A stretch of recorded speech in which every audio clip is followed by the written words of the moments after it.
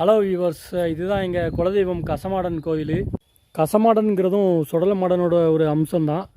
இந்த கோவிலில் சிறப்பு என்னென்னு பார்த்தீங்கன்னா, நிறைய மரம் இருக்கும், ஏகப்பட்ட பனை மரங்கள் இருக்கும், மரத்துக்கு நடுவில் தான் இருக்கும். இந்த சுடலமாடன் கோவிலே வந்து பார்த்திங்கன்னா எப்போவுமே எவ்வளோ தான் காசு செலவு பண்ணாலும் மேலே கூரை தான் இருக்கும்.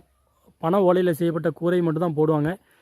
காங்கிரீட்டு வேறு எதுவுமே போட மாட்டாங்க. அந்த சுடலைமாடன் கோவிலில் எவ்வளோ செலவு பண்ணாலும் அதில் மட்டும் கூரை மட்டும்தான் வச்சுருப்பாங்க. இந்த கோவிலில் வந்து மொத்தம் 21 பந்தின்னு, சுடலமாடனுக்கு மொத்தம் 21 பந்தின்னு சொல்லுவாங்க. அதுக்கேற்றப்ப 21 பூடம் இருக்கும் இந்த கோவிலில். அங்கங்கே பார்த்திங்கன்னா தெரியும், நிறைய பூடங்கள் வச்சுருப்பாங்க. சின்ன வயசுலாம் கொஞ்சம் சின்னதாக கட்டியிருந்தாங்க.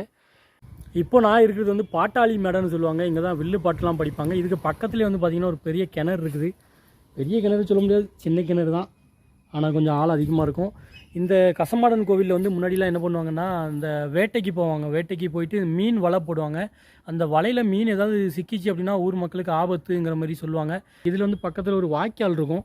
இந்த கோவில் திருவிழாப்போ அந்த வாய்க்காலில் போயிட்டு வலை போடுவாங்க. வலை போட்டுட்டு அடுத்த நாள் சாமி ஆடிட்டே போய் வேட்டைக்கு போயிட்டு அதை எடுப்பாங்க. அது எடுக்கும்போது அதில் எதுவும் மீன் சிக்கலை அப்படின்னா எந்த பிரச்சனையுமே இல்லை அப்படின்னு அர்த்தம். அதில் ஏதாவது மீன் சிக்கிருச்சு அப்படின்னா அதில் ஊரில் வந்து யாருக்காவது ஏதாவது கெட்டது நடக்க போகுது அப்படிங்கிற மாதிரி மக்கள் எல்லோரும் நம்புகிறாங்க. இந்த பக்கத்தில் இந்த கோவில் வந்து எங்கே லொக்கேட்டாக இருக்குதுன்னா, தூத்துக்குடி மாவட்டம் அக்காசாலை அப்படிங்கிற ஊரில், அதாவது தூத்துக்குடியிலேருந்து திருச்செந்தூர் போகிற ரூட்டில் ஆத்தூர் வரும். ஆத்தூர்லேருந்து கொஞ்சம் தூரம் ஒரு 3 கிலோமீட்டரில் கட் பண்ணி வந்தீங்கன்னா இந்த கோவிலுக்கு வரலாம்.